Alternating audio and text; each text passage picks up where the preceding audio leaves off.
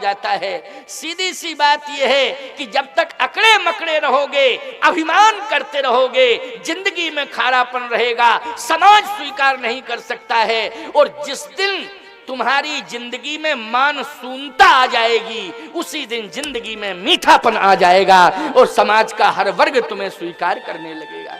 यहां तक कि समाज की बात छोड़ो, जीवात्मा की छोड़ो,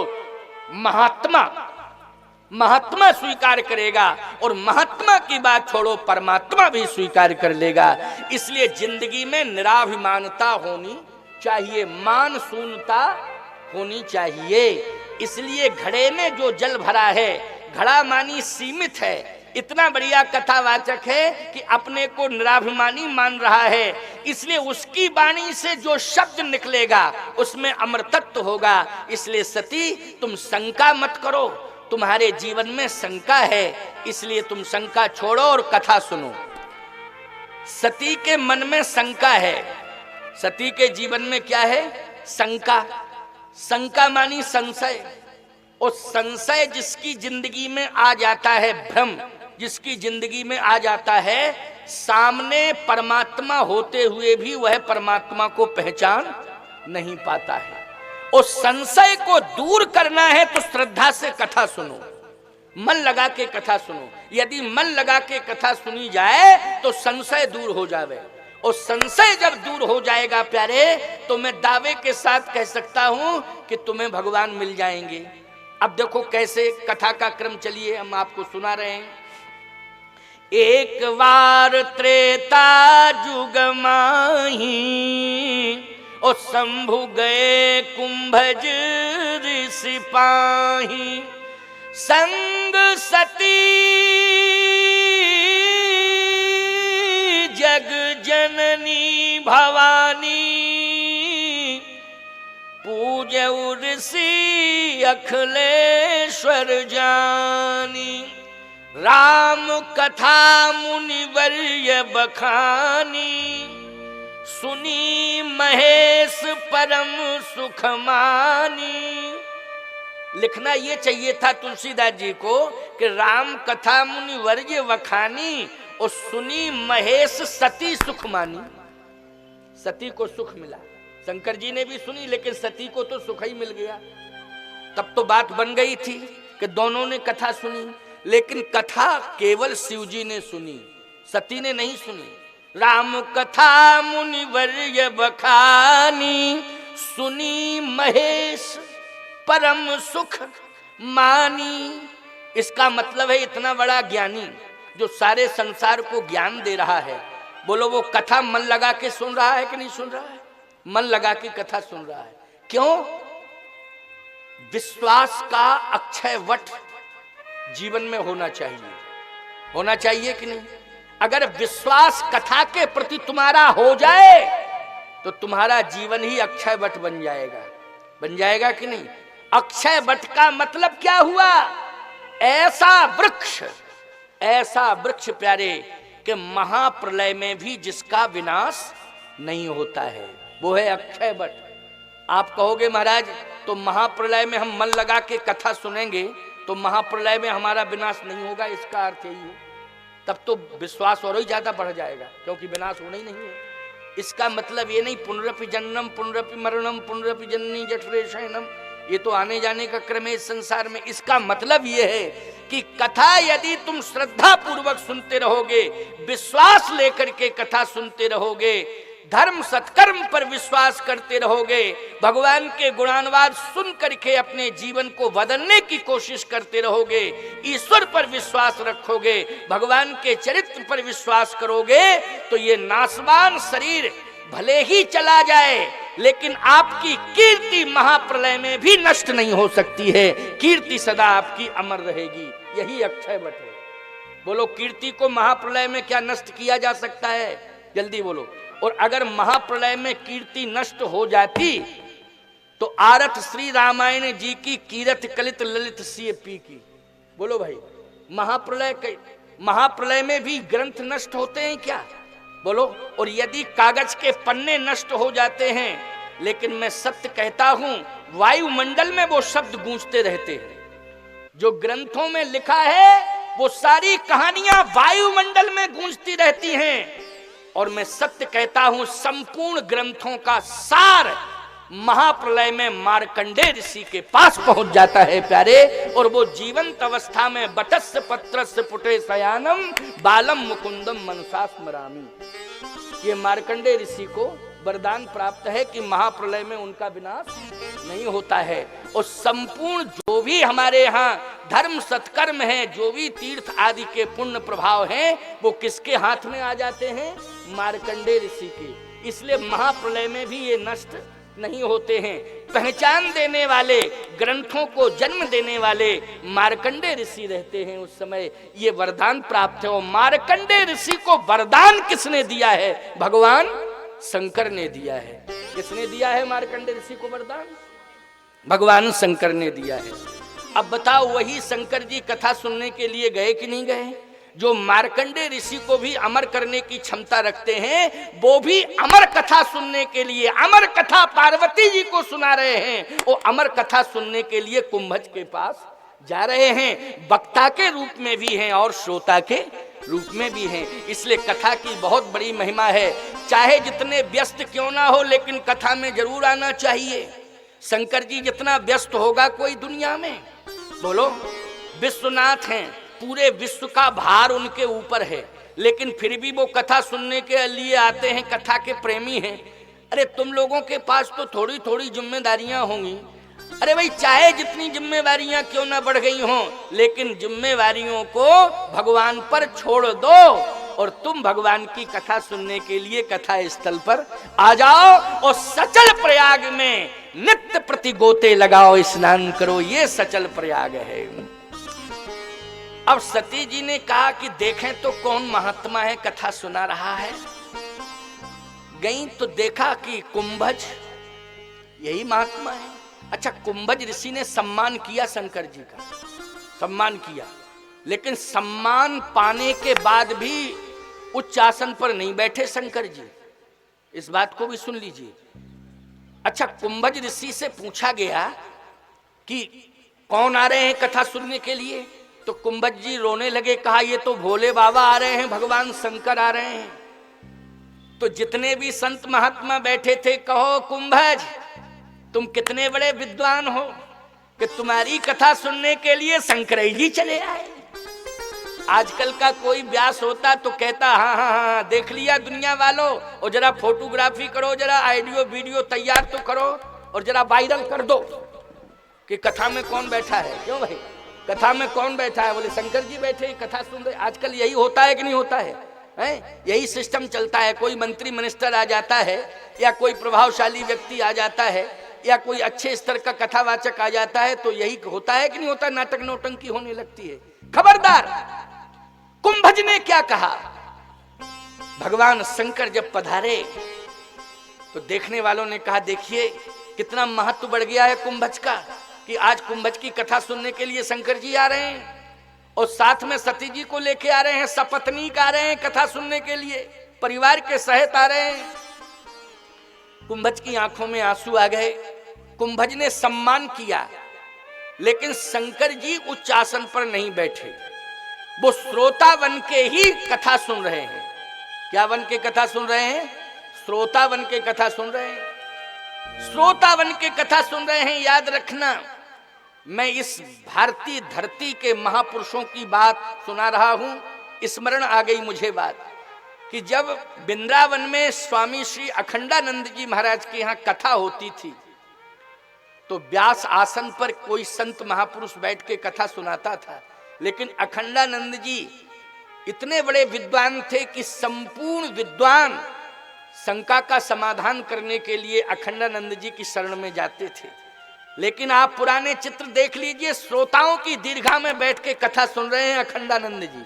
आज भी वो चित्र लगे हुए हैं वृंदावन में, जो स्वामी अखंडानंद जी का आश्रम है, वहां जाके देख लीजिए प्रमाण के लिए। वो पुराना फोटोग्राफी आज भी प्रमाण दे रही है कि श्रोताओं की दीर्घा में बैठे कथा सुन रहे हैं।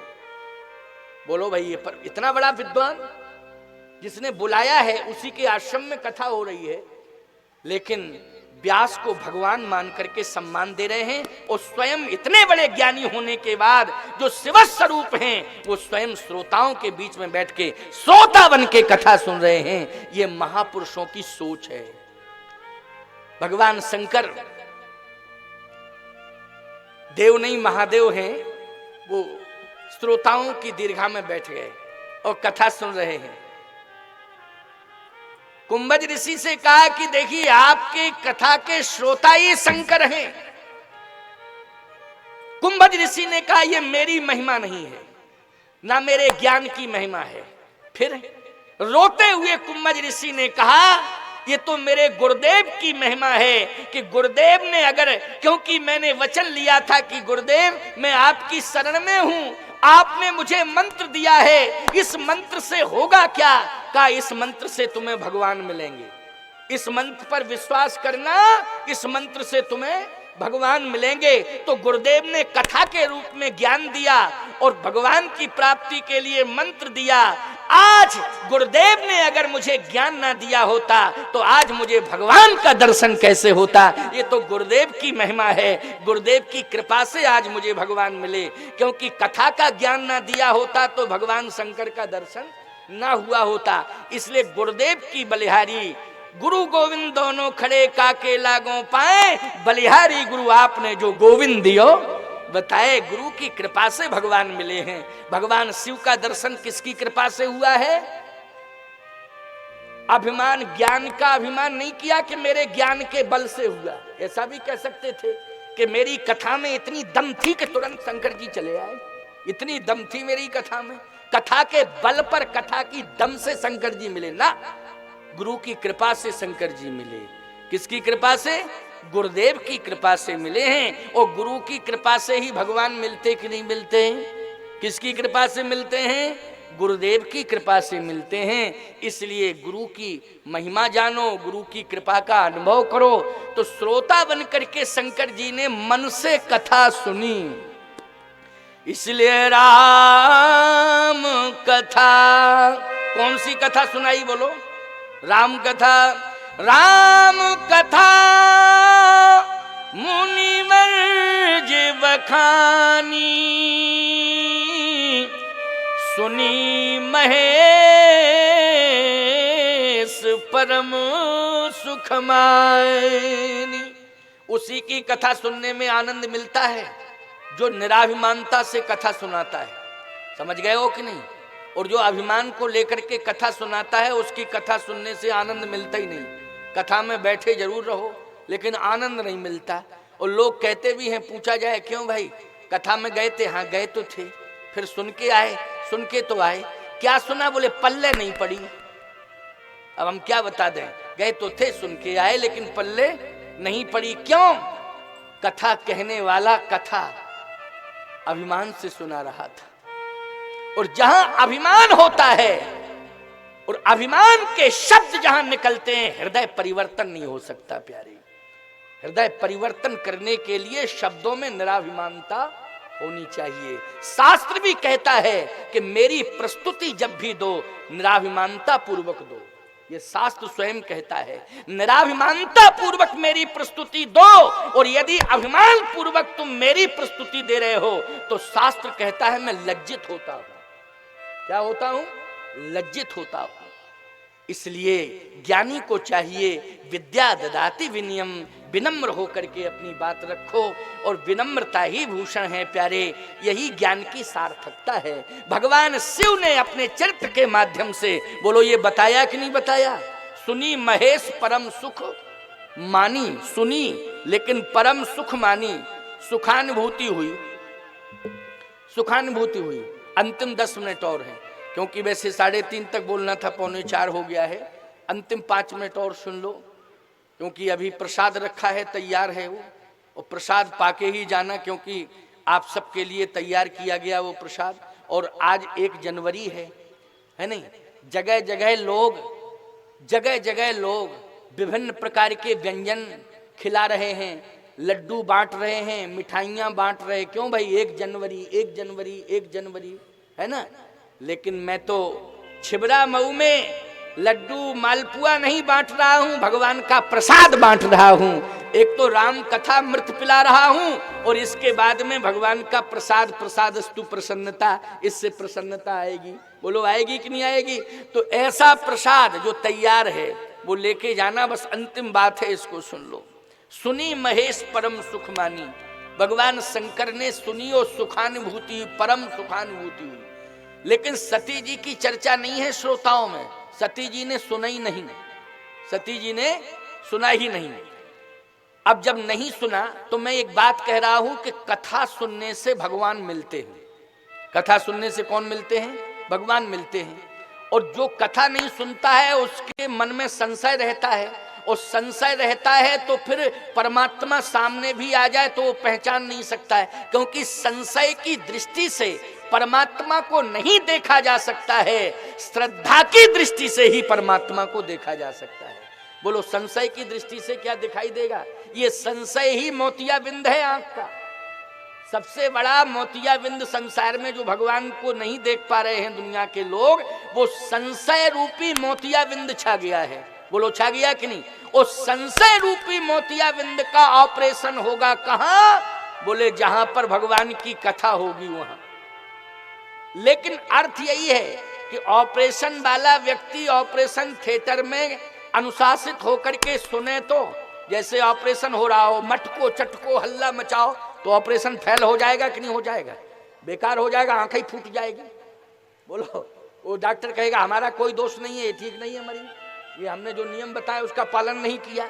तो सीधी सी बात ये है कि यहाँ पर जो कथा आप सुन रहे हो, ये संशय का जाला जो आंखों पर मड़रा गया है, इस संशय का मोतियाबिंद दूर हो रहा है।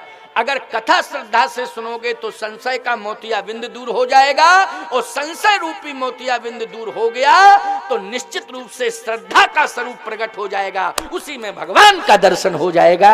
यही आज की कथा का सार है। शंकर जी ने श्रद्धा पूर्वक कथा सुनी तो आगे भगवान का दर्शन हो गया कि नहीं हो गया है? हो गया कि नहीं?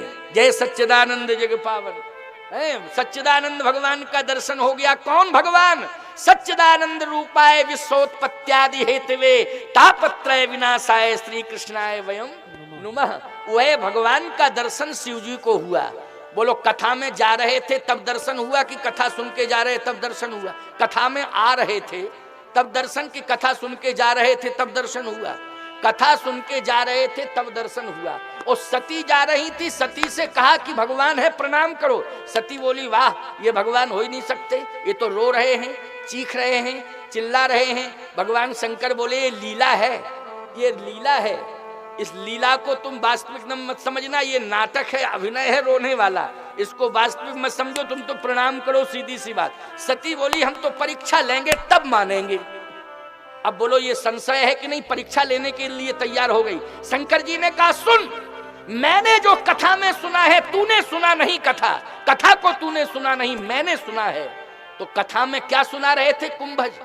सती ने कहा क्या सुना रहे थे? कि अगर तू सुन ली होती तो आज भगवान को पहचान गई होती, लेकिन आज तूने कथा नहीं सुनी इसलिए कह रही मैं परीक्षा लूंगी। खबरदार, भगवान की कथा में सुना, कुंभज ऋषि बता रहे थे भगवान की परीक्षा नहीं लेनी चाहिए, भगवान की तो प्रतीक्षा करनी चाहिए। जो परीक्षा लेते हैं भगवान की, भगवान उन्हें कभी दर्शन नहीं देते, और जो प्रतीक्षा करते हैं उन्हें भगवान जरूर मिल जाते हैं। तो भगवान की परीक्षा नहीं लेना चाहिए, भगवान की प्रतीक्षा करनी चाहिए। हम जन्म जन्म से भजन यजन कर रहे थे, प्रतीक्षा कर रहे थे, लेकिन कथा सुनने के बाद भगवान का दर्शन हो गया और साष्टांग प्रणाम किया भगवान शंकर ने। लेकिन सती शंकर जी के समझाने पर नहीं मानी, परीक्षा लेने चली गई। बोलो चली गई कि नहीं? और जब परीक्षा लेने चली गई, शंकर जी के समझाने पर नहीं समझी, तो देवता कहने लगे कि आपकी पत्नी, अरे कुंभज की बात छोड़ो, जब आप इतने बड़े ज्ञानी समझा रहे और नहीं समझ रही तो अब होगा क्या? शंकर जी कहने लगे हुई है वही जो राम रचि राखा, हुई है वही जो राम रचि राखा, हुई है वही जो राम रचि राखा, हुई है वही जो राम रचि राखा।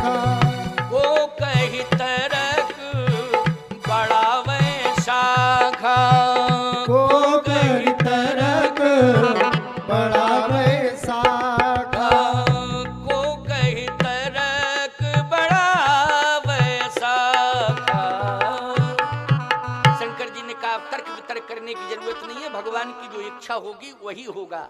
फिर भी देवताओं ने कहा आखिर क्या होगा? शंकर जी बोले आज नहीं कल बताएंगे क्या होगा, क्योंकि 4 बजने वाले हैं, इसलिए कल बताएंगे कि क्या होगा, आज नहीं। आज तो इतना ही सुनो। आप सबने सुना, इसलिए संशय लेकर के मत आना कथा में, श्रद्धा लेके आना। क्या लेके आना? श्रद्धा लेके आना और विश्वास।